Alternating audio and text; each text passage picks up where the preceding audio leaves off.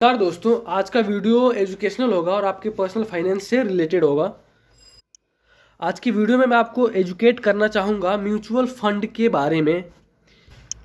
और ये mutual fund क्या होता है और इसमें कैसे इन्वेस्ट करते हैं, आपको सारी डिटेल्स मैं दूंगा। एक आम आदमी के नाते या फिर एक बिगिनर के नाते कि इसमें आप कैसे क्या इन्वेस्ट कर सकते हैं और इसकी क्या क्राइटेरिया होती हैं, सब कुछ एवरीथिंग सब कुछ डिटेल्स होगा इसमें। सो गाइज, इससे पहले मैं बिटकॉइन पे वीडियो बना चुका हूँ कि बिटकॉइन को कैसे परचेज करते हैं, कैसे सेल करते हैं और किस प्लेटफॉर्म के जरिए आप उसको परचेज कर सकते हैं, कैसे उसको जो भी है सेल कर सकते हैं आप। उसकी एक वीडियो मैंने पहले बना रखी है, उसकी जो लिंक है वो डिस्क्रिप्शन में मैं दे दूंगा। आपको बिटकॉइन को इन्वेस्ट से रिलेटेड कोई भी जानकारी चाहिए तो आप पीछे जो डिस्क्रिप्शन में मैंने लिंक दे रखा है उसमें आप क्लिक करके वो पूरा वीडियो देख सकते हैं। उसमें मैंने सारा डिटेल्स दे रखा है। सो गाइस, चलिए शुरू करते हैं। सो गाइस, जब आपकी सैलरी आती है तो उसमें से कुछ हिस्सा आप सेविंग्स करते हैं। आप सेविंग्स इसलिए भी कर सकते हैं जैसे कि आपको कोई चीज़ें परचेज करनी हो, या कोई मोबाइल फ़ोन या कोई लैपटॉप या फिर कोई गाड़ी या कोई हाउस लेना हो, उसके लिए आप कुछ जो है फंड जो होते हैं अपने सैलरी में से वो सेविंग करते हैं। तो गाइज, सेविंग्स करने के क्या क्या तरीके हो सकते हैं। एक तो ये हो सकता है कि जैसे आपके बैंक अकाउंट में सैलरी आई, आप उसमें से कुछ हिस्सा बैंक में ही छोड़ दिया और उसको सेविंग्स में कलेक्ट करते रह गए, आपको उस सेविंग्स को बढ़ाते रह गए।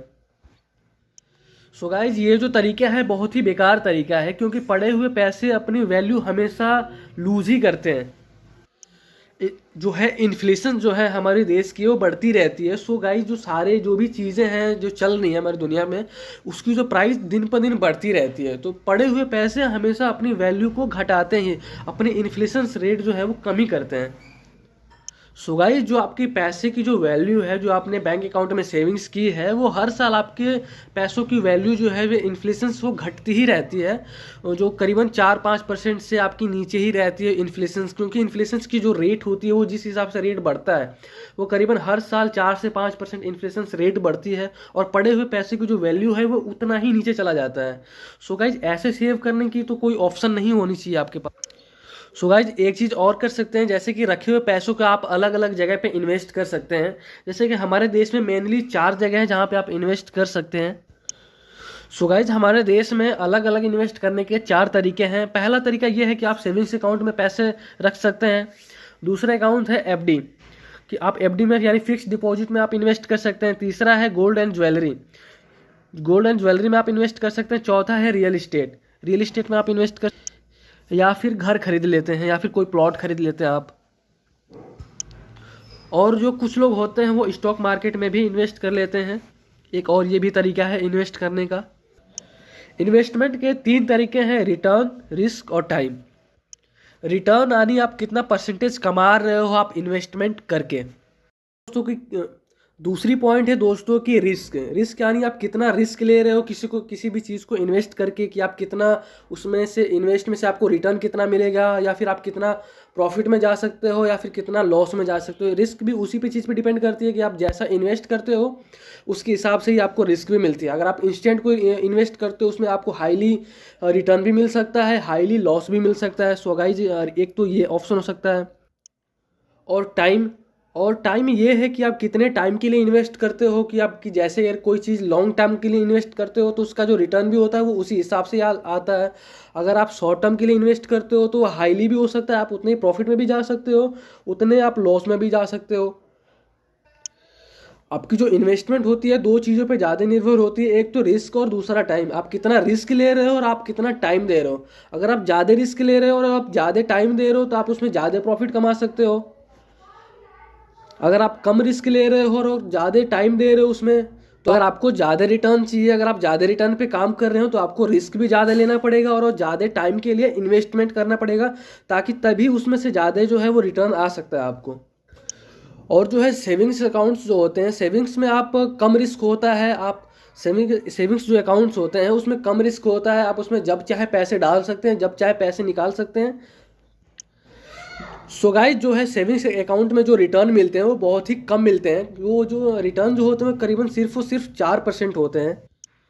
जबकि हमारे देश की पिछले कुछ सालों में जो इन्फ्लेशन से जो रेट रहा है वो करीबन 4 से 5% रहा है। सो गाइस सेविंग अकाउंट में आप इन्वेस्ट करके कोई ज़्यादा प्रॉफिट कमा, सो गाइस जो आपके पैसों की जो वैल्यू रहेगी वो बराबर पे ही चलेगी। वो काफ़ी, आप उसमें से कोई ज़्यादा रिटर्न कमा नहीं सकते हो। आप बराबर पे ही जितना आप लगा रहे हो इन्फ्लेशन रेट के हिसाब से आप उतना ही पैसे वापस भी पा सकते हो। गाइस जो बाकी जो अगला ऑप्शन है वो फिक्स डिपॉजिट है। फिक्स डिपॉजिट भी एक अच्छी ऑप्शन है, क्योंकि आप फिक्स डिपॉजिट में आप जितना इन्वेस्टमेंट जो करते हैं उसकी एक टाइम लिमिट होती है। आप उस टाइम लिमिट से पहले आप फिक्स डिपॉजिट को निकाल नहीं सकते हैं। इसमें जो रिटर्न है वो भी थोड़ा सा ज़्यादा है। इसका जो रिटर्न है वो 7 से 8% की जो रिटर्न है वो आपको मिल सकता है फिक्स डिपॉजिट में। गोल्ड और ज्वेलरी पे मैं बोलूँगा कि आजकल एक सिग्निफिकेंट रिस्क है,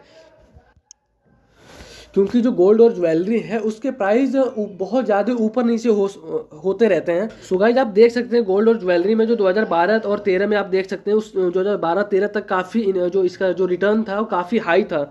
अगर आप 2012 और 13 से पहले अगर आप इन्वेस्ट किए थे गोल्ड में तो आपको काफ़ी प्रॉफिट मिल सकता था। लेकिन आप देख सकते हैं 2012 के 12 और 13 के बाद अभी तक जो इसकी सिग्निफिकेंट जो रेशियो है वो बराबर पे चल रही है। तो गोल्ड और ज्वेलरी में भी काफ़ी इन्वेस्टमेंट नहीं मिल रही है आजकल के टाइम पे। घर और प्रॉपर्टी खरीदने में मैं बोलूँगा कि उसमें लो टू मॉडरेट रिस्क है। कुछ दिनों में देख सकते हैं, कुछ टाइम में, कुछ ईयर्स में, कि जो इंडियाज़ की हाउसिंग की जो प्राइस है वो काफ़ी ऊपर नीचे होते रहते हैं। हाउसिंग में इन्वेस्ट करने का एक डिसएडवांटेज ये हो सकती है कि हाउसिंग में इन्वेस्ट करने के लिए आपको बहुत सारे पैसे होने ज़रूरी हैं। आपको लाखों करोड़ों में आपके जब पास जब पैसे रहेंगे तभी आप उसमें सही ढंग से इन्वेस्ट कर सकते हैं और तभी आपको उससे रिटर्न भी मिल सकता है। सो गाइस जो स्टॉक मार्केट है, स्टॉक मार्केट के बारे में आपने तो सुना ही होगा कि इसमें बहुत ज़्यादा आपको रिटर्न भी मिल सकता है तो आपको बहुत ज़्यादा लॉस भी मिल सकता है। सो गाइज कितना रिस्की है स्टॉक मार्केट में इन्वेस्ट करना, ये आपको डिपेंड करता है आपके स्टॉक पे कि आप कौन से स्टॉक पे आप इन्वेस्ट करते हो। तो इसमें आपको बहुत ज़्यादा रिटर्न भी मिल सकता है, बहुत ज़्यादा लॉस भी मिल सकता है आपके। अब आपको ये प्रॉपर डिपेंड करता है आपके माइंड के ऊपर कि आपको स्टॉक मार्केट के बारे में कितनी नॉलेज है।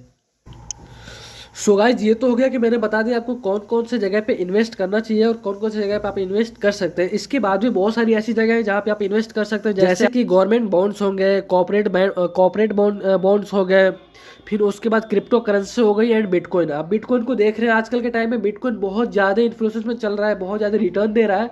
सो गाइज बिटकॉइन पे आपको अभी भी चांस है कि बिटकॉइन पे आप इन्वेस्ट कर सकते हो। मैं आपको एक जनरल एडवाइस दे सकता हूँ कि आपको आपकी जो पैसे हैं, आपको जो फिक्स डिपॉजिट जो ऐसे आप कहीं से आप जो बचा के अर्निंग जो रखे हुए हैं, आपको एक जगह इन्वेस्ट नहीं करनी चाहिए। आपको उसको अलग अलग जगह पे, अलग अलग प्लेटफॉर्म पे आपको इन्वेस्ट करना चाहिए, ताकि किसी की जो लॉस हो रही है वो तो आपको मेंटेन रहे। अगर आप किसी पे प्रॉफिट मिल रही है तो आपको उस पर भी मेंटेन रहे। आप ऐसा भी हो सकता है कि इस पे आपको 13 to 15% का परसेंटेज रिटर्न मिल रहा है, आपको इस पे हो सकता है आपको 20 एबव मिल रहा है, तो आपको थोड़ा बहुत ऐसे ऐसे करके आपको रिटर्न मिल सकता है। इसमें आपको जो चांसेज होते हैं, आपके लॉस के जो चांसेज उसमें कम होते हैं अलग अलग आप जगह पे इन्वेस्ट करते हैं। तो इससे ऐसा होता है कि इससे बहुत ही कम चांसेज होते हैं आपके लॉस होने के। ऐसा नहीं हो सकता कि आपके गोल्ड के जो प्राइजेज हैं वो भी क्रैश हो गया, आपने जो एफडी की है वो भी क्रैश हो गया। एफडी तो क्रैश हो ही नहीं सकती। आपने अगर कहीं बिटकॉइन पे अगर किसी करेंसी पे आपने इन्वेस्ट किया है वो भी क्रैश हो गया, या किसी प्लॉट और प्रॉपर्टी पे आपने इन्वेस्ट किया है वो क्रैश हो गया। ऐसा नहीं हो सकता ये सारी जगह एक साथ क्रैश हो जाए। किसी न किसी में अगर कोई चीज़ क्रैश होती है तो अगर किसी भी चीज़ में आपको प्रॉफिट मिलता है तो मेंटेन रहता है, और ऐसा भी हो सकता है कि आपको ये भी क्रैश ना हो और ये भी क्रैश ना हो, तो आपको दोनों से प्रॉफिट मिल जाएगा। तो आप सो गाइज एक सजेस्ट मैं जरूर कर सकता हूँ कि आपको अलग अलग जगह पे अलग अलग टाइप में इन्वेस्टमेंट करनी चाहिए। इस चीज़ को बोलते हैं डाइवर्सिफिकेशन, क्योंकि अलग अलग जगह पे अलग अलग चीज़ों पे इन्वेस्टमेंट करने को डाइवर्सिफिकेशन बोलते हैं। सो गाइज आपको इस चीज़ को बहुत ज़्यादा ध्यान में रखना होगा। अगर आप इन्वेस्टमेंट पे ज़्यादा ध्यान देते हो तो आपको किसी भी चार्ट पे ये चीज़ें लिख के रखनी चाहिए कि मुझे अलग अलग जगह पे ही इन्वेस्टमेंट करनी है। और आपको जिस चीज़ पे आप इन्वेस्ट करते हैं उसके पिछले 1 और 2 सालों की जो हिस्ट्री आपको देखना जरूरी है, क्योंकि उसमें आपको मिल जाएगा, आपको ऑप्शन ये मिल जाएगा।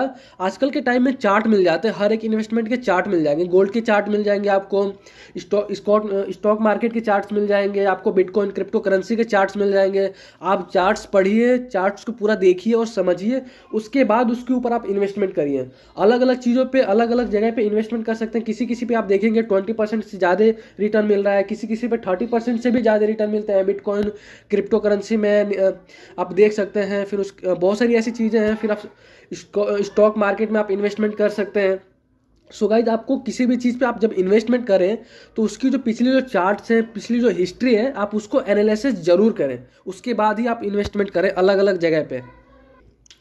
सो गाइज अब हम आते हैं म्यूचुअल फंड पे कि म्यूचुअल फंड क्या होता है और आप इसमें कैसे इन्वेस्ट करते हैं, और म्यूचुअल फंड जो है वो आपको कैसे रिटर्न ला के देता है। जब आप म्यूचुअल फंड को पैसे आप देते हो इन्वेस्ट करने के लिए, तो म्यूचुअल फंड में जो होती है एक एसेट मैनेजमेंट कंपनी होती है एएमसी, और एएमसी कंपनी का ये काम होता है वो अपने जो एक्सपर्ट होते हैं, एक्सपर्ट का राय लेके उन पैसों को आपके द्वारा अलग अलग जगह से जो पैसे जाती है म्यूचुअल फंड को, एसेट मैनेजमेंट कंपनी एएमसी को, वो उन पैसों को एक जगह कलेक्ट करके अपने एक्सपर्ट की राय लेके उसको अच्छी जगह इन्वेस्ट करती है, और उसकी जो इन्वेस्ट की जो रिटर्न होती है वो रिटर्न आपको रिटर्न करती है। जो आपको जो आपने जो एसेट मैनेजमेंट जो एएमसी जो कंपनी जो रिटर्न कमाती है उसमें से करीबन करीबन 1 या 2% वो अपने पास रखती है, बाकी का सारा पैसा आपको सीधे रिटर्न करती है। ये एक बेस्ट ऑप्शन हो सकता है म्यूचुअल फंड आपके लिए।